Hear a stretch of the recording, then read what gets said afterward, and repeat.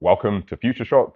So I'm Britannio here with Oscar, and yeah, yesterday we were at Y Combinator's Europe Startup School. We're just going to share our takeaways. Yeah, do you want to kick it off?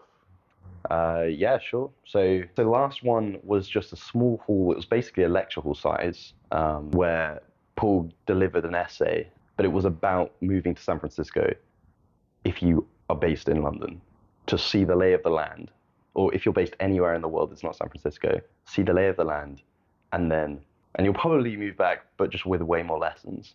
And Yeah, then this one was like much more relaxed. I mean, there was a whole agenda today, right? yeah, yeah, Or yesterday. exactly.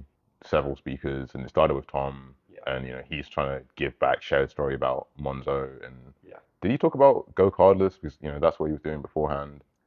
He talked a bit about Go Cardless Okay. yesterday. Uh, He talked more. He did a big talk at Imperial once, yeah.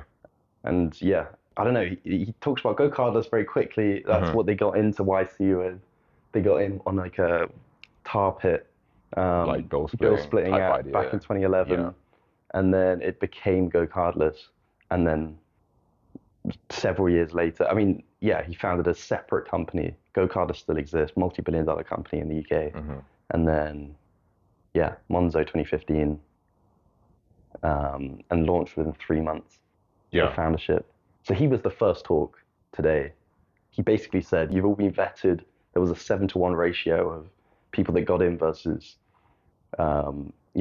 applications. Yeah. 1,200 of us. Yeah. Mostly like students or graduates, either doing comp sci or like designers, product managers. Yeah. Um, We met a few students. We met a student from Oxford. There were like several students from Europe, but some people that have actually flown in or a lot of people that have commuted in. flown in, like Yeah. Valencia, two people from Stockholm. Wow. Uh, I've met like a whole startup that had come over from Germany. There were three guys from Belgium that have just incorporated. Um, yeah, there were loads of people. Yeah. All being brought together in one place in London. Yeah, and And switching between languages. so with Tom, I guess, do you say he launched Monzo as I guess it was Mondo back then in 3 months? Hmm. Because he was talking about that early story and how like, hey, even as a bank, well, they weren't didn't even have a banking license at the time, but they still figured out a way to launch early, and that seemed to be their biggest advantage, that early movers advantage. Well, he named what a dozen neobanks that they were competing with Yeah, at the time, like Atom and yeah, like all and you these. haven't heard of some of these Well, because I haven't heard of any of them, to be honest. like, they don't exist. I mean, he didn't say Revolut. Revolut started in Canary Wharf around the same time in Level 39, which is their first big incubator success. And then they had like eToro came out of the same group in that fintech accelerator. And and I is think Monzo a bank? yes, It is. yes, they've Okay. got a license. Because it took a long time. It must have taken a while, but when I signed up, It was. yeah, I turned 18 and I was just like scouting out different banks Yeah. and signed up for Monzo, signed up for Wise to get paid like internationally Yeah. and a few others, but stuck with Monzo. And now I pay Yeah. for Monzo. So like actually, yeah, like Right. when I met Tom, that's something I pointed out. Like I never Yeah. imagined paying for a consumer bank, you Right. know? Yeah, you said that to him in the Yeah. pub. But yeah, I mean, they were saying that their route was really to try and go get that banking license. Hmm. That was the route everyone seemed to want to be taking. It was the obvious route. And he said, so we launched before everyone else by Hmm. a period of maybe 2 to 3 years. But we had no features really on our card. But we had the Yeah, there's a distribution. longer list of like things that you couldn't do. You couldn't do direct debits. You couldn't. I don't know if you could do bank transfer. You don't have a Well, bank no number, right? international, Yeah, nothing no banking like number, no that. sort code, no IBN, like IBAN, or like, So yeah, most just, of the stuff you expect from a bank, you yeah. couldn't do. But he said, what, 10,000 users, so many that they had to switch tasks. Yeah, like it would hit 4 p.m. and they'd realize, oh, we need to finish packing all of these cards to send them out the next day, Mhm. but we don't have enough hands to do this. Like everyone else, like sea level, come, stop what you're doing, come down and pack these cards and send them out. And that was experience of product market fit. Right. That's an interesting thing. He gave us those resources. Yes. And there was a first round review blog post by human, superhuman, Okay. the guy that does the email Yeah. client. He named 3 of the various definitions of product market fit. Paul Graham goes for this, Sam Altman goes for this, and Mark Andreessen goes for this. And they're all kind of orientating around the same thing. I'll try and remember them. Mark Andreessen's was basically, you don't have product market fit if you don't have it. Yeah. It's just the thing that you have when you have it. Like love. I don't know. Like there are certain abstract quantities like that. Sam Altman's is, it's when people start telling others about your product without you encouraging them to. Yeah. And then That milestone. yeah. And that was just a twist on Paul Graham's original one, which was Sort of when the product is like being demanded faster than you can really produce it. yes. Right? Yeah, exactly. Well, yeah, that was Tom, I guess. There were other speakers. Yeah. So the next one was the PostHog founder. James Hawkins. Yeah. Yeah. And That was great.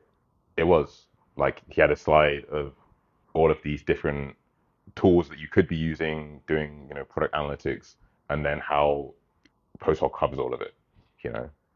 Yeah. And I don't know if that was the case in the early days, if they started, with a smaller subset of features and then branched out. But that's where he started listing, you know, things that worked for PostHog worked for his team. So I think your biggest takeaway was like his idea that you need to be divisive. Yeah. You can't please all the people all the time. Yeah, I think he had like a few really good lessons that orbited around this idea of like being yourself and that means being opinionated, which means coming out with falsifiable statements that are either true or false, Mm-hmm. and they will be proven true or not. Because yeah, like if you can make a long string of proven true statements, you're building a kind of a legacy there. You're building a base of people that want to keep listening to you as you go forward. If you're making a long list of things that are false, you got to reassess what you're doing there Yeah. and actually start, who are you in a sense? If are you contributing? And if you're creating a combination, I mean, yeah, like again, you have character in a fashion that people can buy into.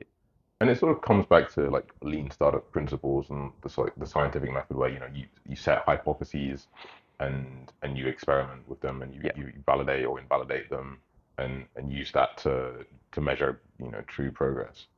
Yeah. And yeah, that's what they've been doing. They've said, you know, existing tools would have had a contact sales button, would have been like suitable or like appeasing to enterprises, but to the average developer, the developers are the customers, and they just want to get started. They just want to run one command and install. Um, Yeah. they've they've targeted that, and they've also figured out that we can like we can make fun of our competition. We can make fun of the people, the pricing like really extremely. Didn't they like reduce prices by 90% or so? Yeah. Like That was that's insane. sort of unheard of, right? That was like, yeah, he like referred to this idea that, oh yeah, that we reduced prices and actually revenues went up Yeah, because more and more people like across the threshold where suddenly everyone wanted to come. But like 90%. yeah, exactly. It's sort of, but I Insane. mean, that's software margins for you. Don't Yeah. try that with your AI business. It's a good point. Unless you're Nvidia. Like, But like paying ahead like X number of cycles, the venture market's seen that kind of behavior before. They might be ready for it. And like you can offer enterprise tier software, which is yeah, what the Photoroom guys. yeah. It's not like this wasn't suitable for enterprises.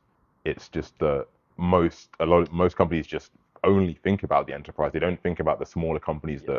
that might grow into that. And that's what their divisive opinion really was.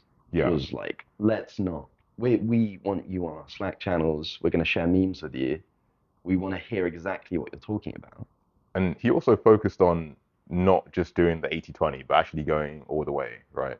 Like like Zuckerberg talks about this as well. You can't 80/20 everything, right? You can you know, you're in a startup, you've got a lot to do. That just means you've got to work extra hard. You know, you just got to put in longer hours to hit that same quality bar. You know, Yeah. uh, looking at a landing page, like they would, I can't remember if it was PostHog, if it was another talk where they would look at the landing page and realize, hey, all of our like established competitors would have a lot of links at the bottom in the footer. So we should probably do something like that. We should have a lot of pages. Yeah, So and he said like he just sat down and wrote everything that he could possibly think yeah, about the company, and it yeah. was scrappy, but it basically was as transparent as possible. Yeah, that was great. So those are like tangible lessons that you can, you know, you can take away as a founder. You can, you know, you want to move fast, Yeah. but like you can't cut corners on everything. Otherwise, like you're just an 80/20 startup, and it is contextual because in a like if you're the first to a new market, like you don't have so much competition that you're being compared against. But when you're being measured up against these existing companies, you have to, you know, you have to meet their bar. Yeah.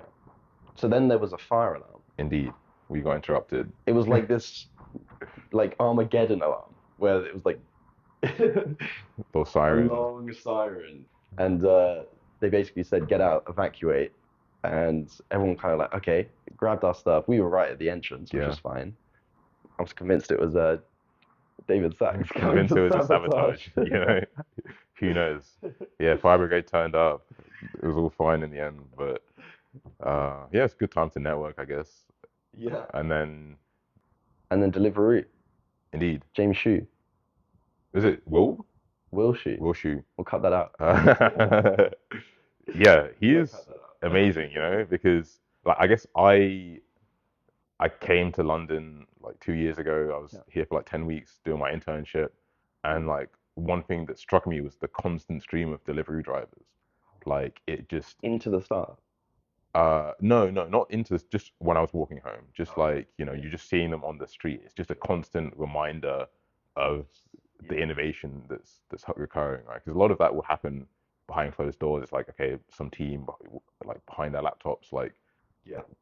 doing some cool stuff. That's true. Um, It's actually a very it's almost visible. like tangible, you know. Yeah, Uh, massively. yeah, and it's a three-sided marketplace as well.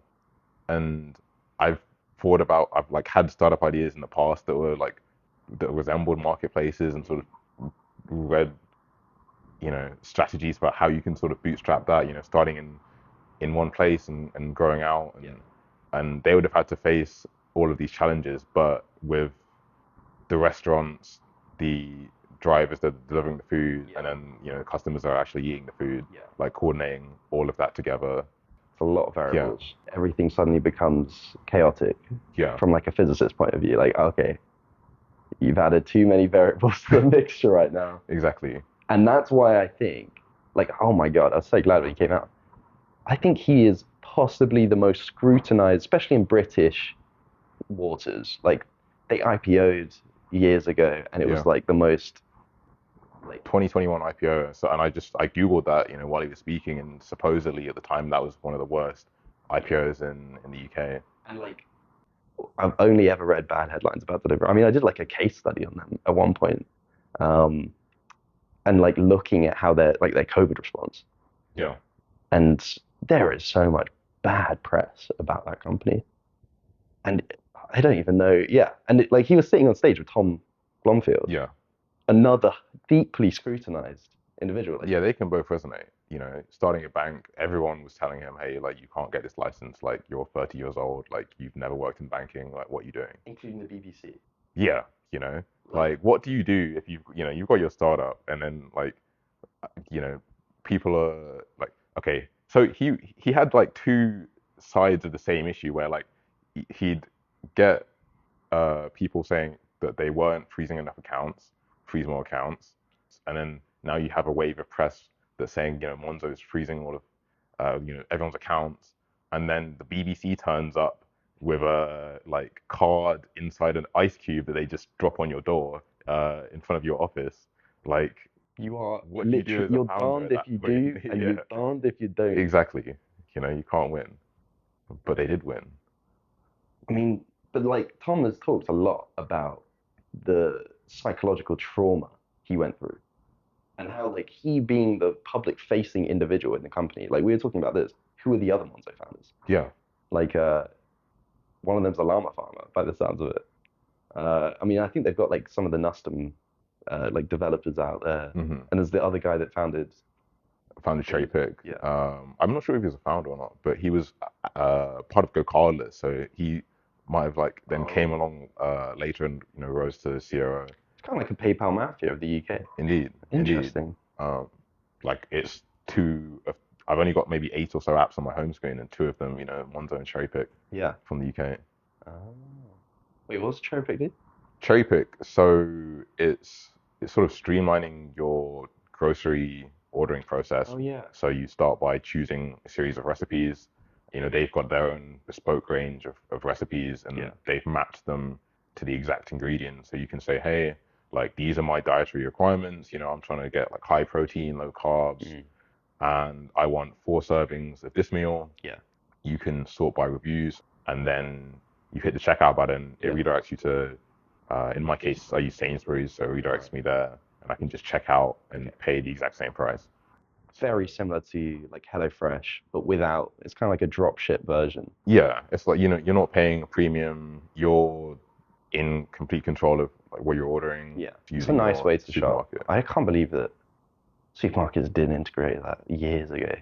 Yeah, I imagine there have been like some attempts, but I'm using Cherry Pick because it's the best that I've seen. It's Yeah. the best attempt at it, Yeah. and it's no surprise given the team. Yeah, I think they missed a trick. There were some interesting questions. That was a microcosm of like extreme scrutiny as an entrepreneur.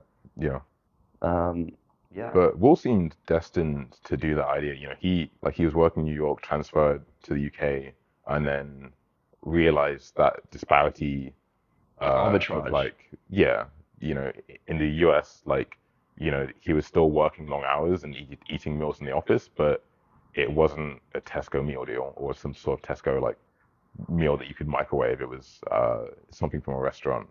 And he said that the way that they did it in New York was with phone calls. Yeah, but So that was just established. it was I a guess. cultural thing, Yeah. but they didn't have a platform for it. So let's like wrap up the rest. Okay. There was the Photoroom guy. Okay, we Yeah. had lunch. Yeah. I talked to some Belgians about creating like semantic embedding spaces for recommendation systems. That was quite fun. They were building a very much like a TaskRabbit, but trust-based. So get your babysitter through an app, essentially, or like walk your dogs through an app or whatever. It's like, okay, interesting. Two-sided marketplace, quite painful. Yeah. Kind of like what Paul Graham was saying at the end.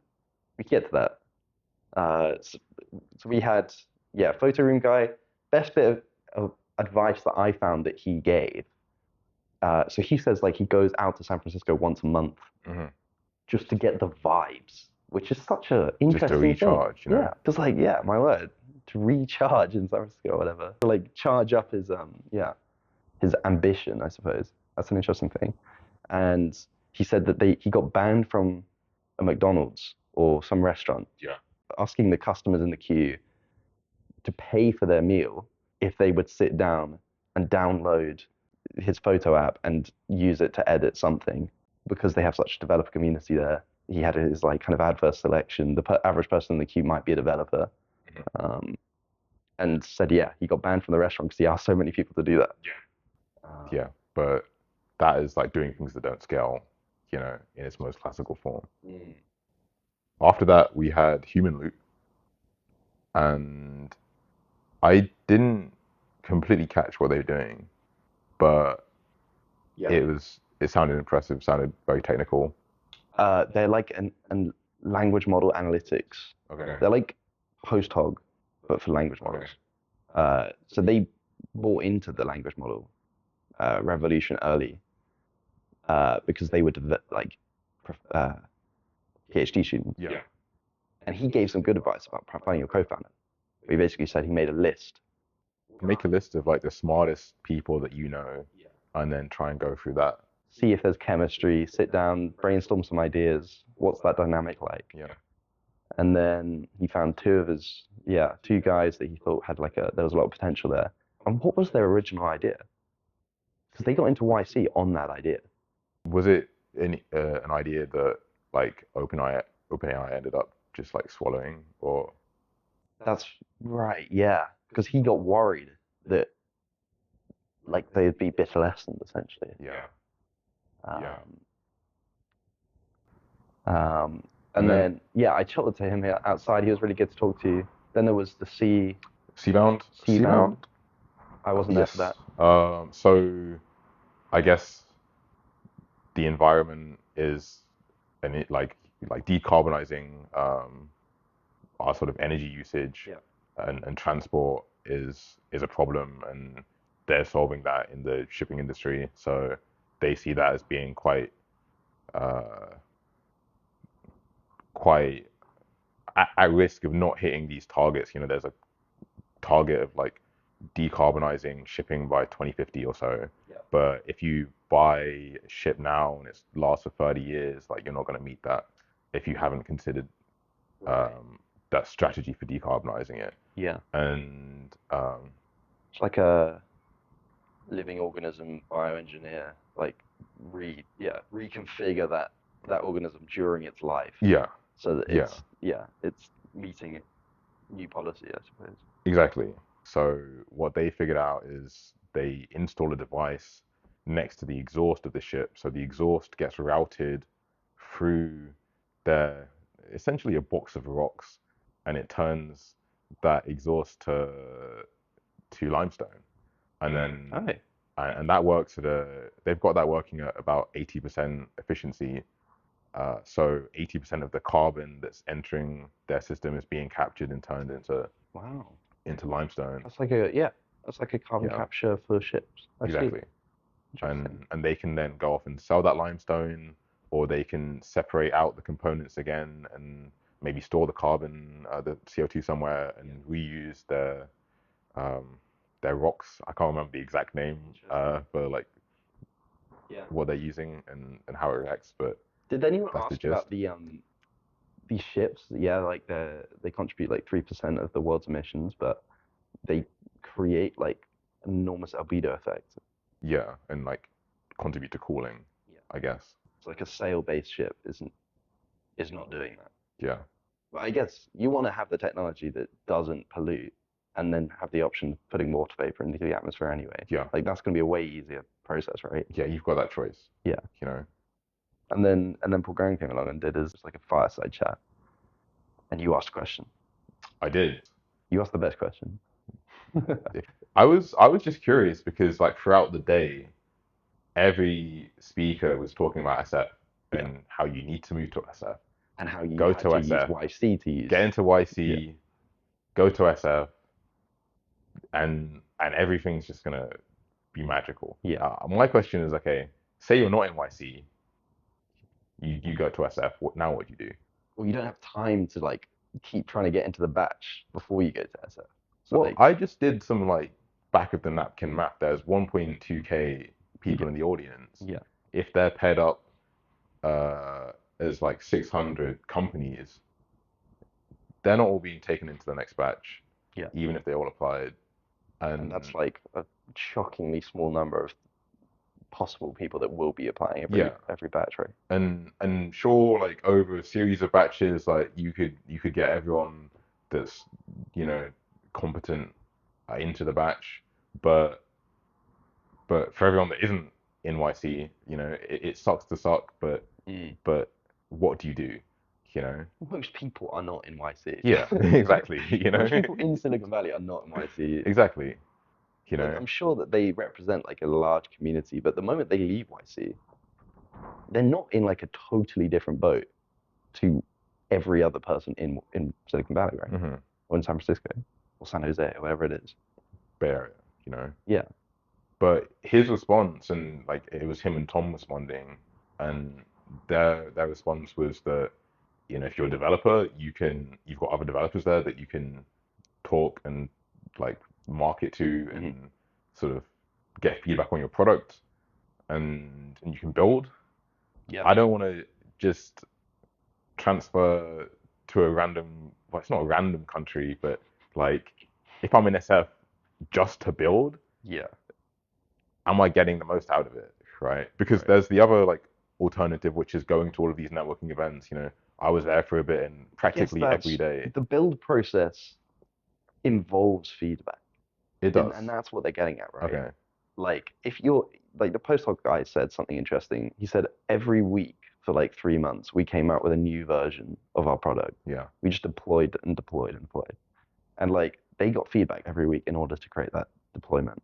It was very much the opposite. The interesting thing that happened during the Q&A was Tom saying how like he worked for a dating company for like a year, Yeah.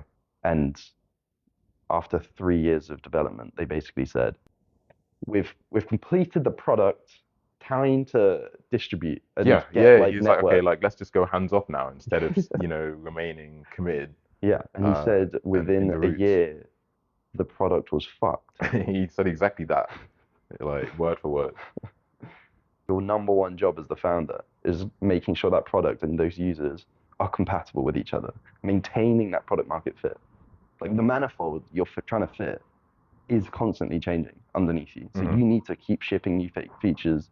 Airbnb doesn't look the same as it did 15 years ago or whatever. Keep getting feedback, go to a lot of these events, but be building all of the time. Yeah. Being a UK citizen, you can be out there for 6 months at a time. And if you've got funding, then you can use that to cover your rent. How often is a batch? Every 3 months? Like It's, a year?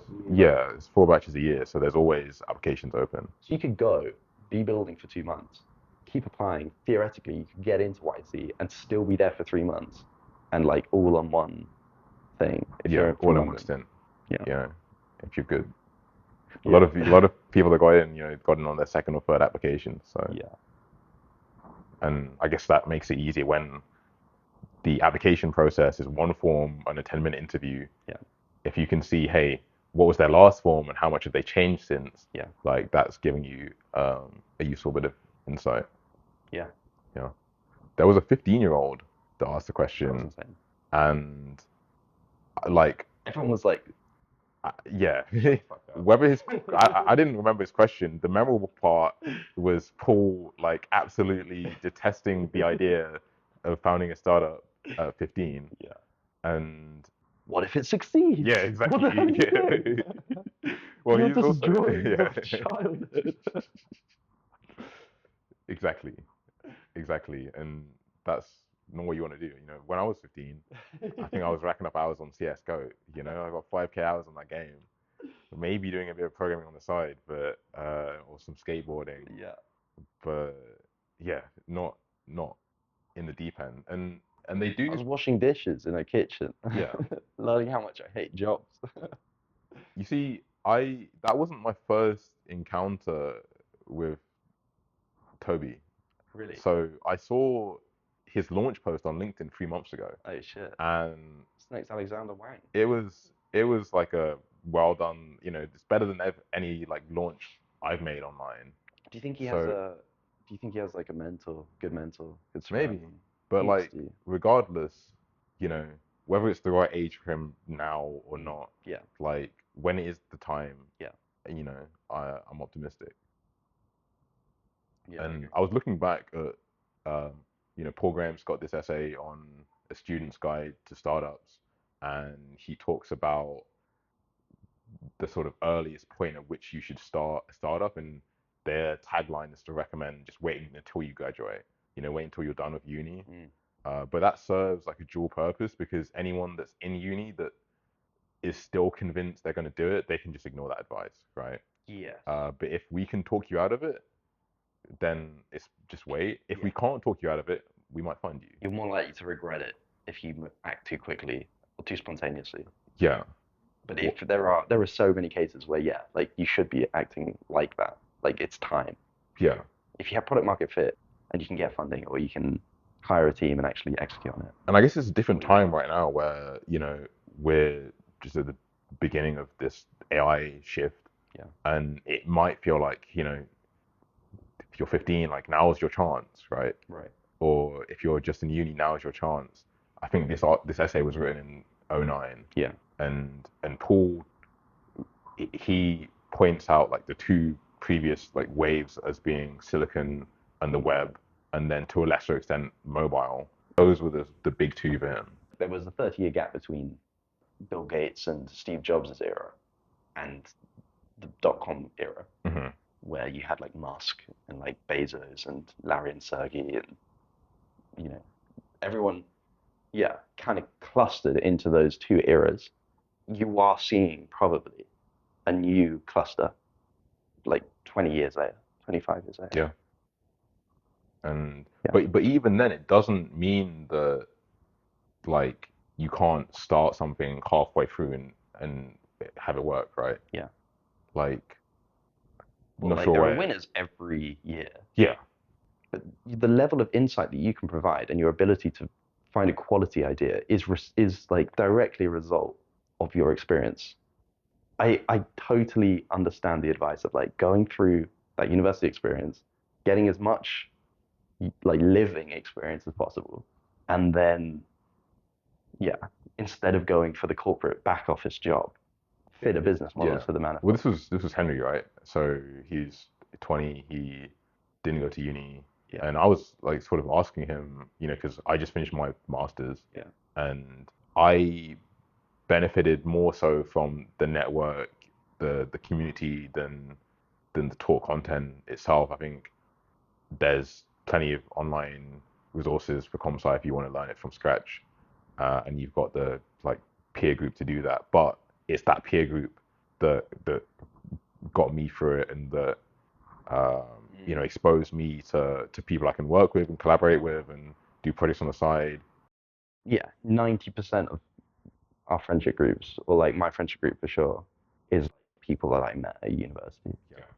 because they were also aligned from the moment we met, Mm. and then we got that shared experience, and then yeah, you could get that other ways. Yeah, it's a whole different topic, right? Because I see a decline where more there are going to be more and more Henrys, more and more people that decide, hey, actually, I don't need this degree. Yeah. Like when I was, Probably valid. in my position, like when you start earning money online, like for Tom Blomfield, it was a 14 that he figured out. He was doing some sort of web development. Yeah. For me, 17, 18, doing app development and earning money from that. Yeah. Like this is pre-uni. You've already got money rolling in. You can snowball that. You can continue that. Yeah. And now, once these people that don't go to uni, they find success, they'll share their stories, and that will continue more and more. And especially, computer science is supposed to be one of those degrees where it's worth it, from a financial perspective. You're getting into a lot of debt, but you'll pay that off. Yeah. You'll get a high paying job. But it's also one of the subjects where it's easiest to like get the same knowledge by sidestepping the degree completely and just going for the Cambridge or the MIT or the Harvard lectures that are completely free on YouTube. And like developers throughout their life will revisit those. Yeah. So Yeah. why not start? And that's exactly what I'm doing at the moment. I finished uni, but there's still a lot of resources that I enjoy that weren't taught at my university. Yeah. But that's a whole different topic. You could. Yeah, we'll save those for like Yeah. more talks. And I think we should wrap this up. Futureshock episode 1 for all intents and purposes. Cool. Cool. See ya.